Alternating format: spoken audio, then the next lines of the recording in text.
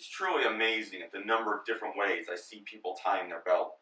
And unfortunately, most of them are wrong. It's not that the knot is wrong. It's just that how they wear the belt interferes with their ability to kick, interferes with their ability to breathe, interferes with their ability of rolling, doing groundwork. It basically interferes with their practice.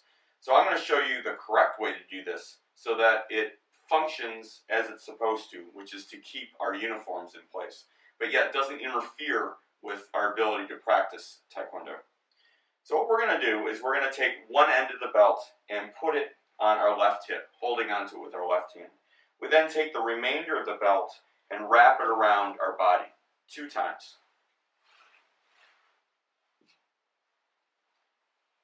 Once we've done that, we'll be left with a fairly short end remaining. We're going to take this end and put it up behind the entire belt and allow it to hang. We then reach around to the original piece that we put on our left hip and pull that out. At this point, you should make sure that both ends are the same length and tighten it slightly. Place the right side over the top of the left side, reach through the hole with your left hand, grab the tip that's on top, and pull the belt tight, adjusting as needed. At this point, both ends, both tips of the belt should be the same length.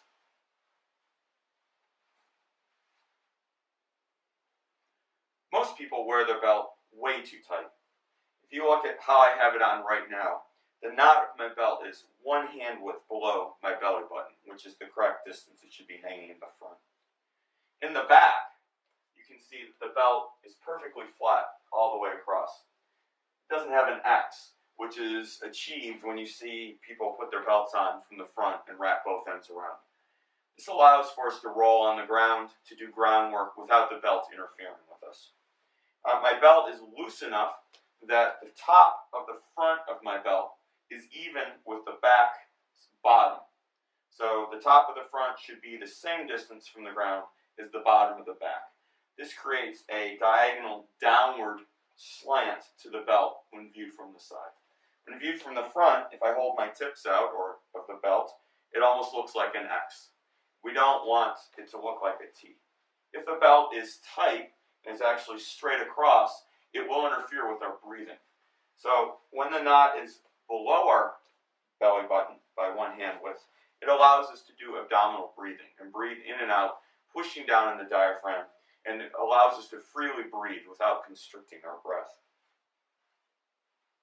This is the correct way to tie a belt.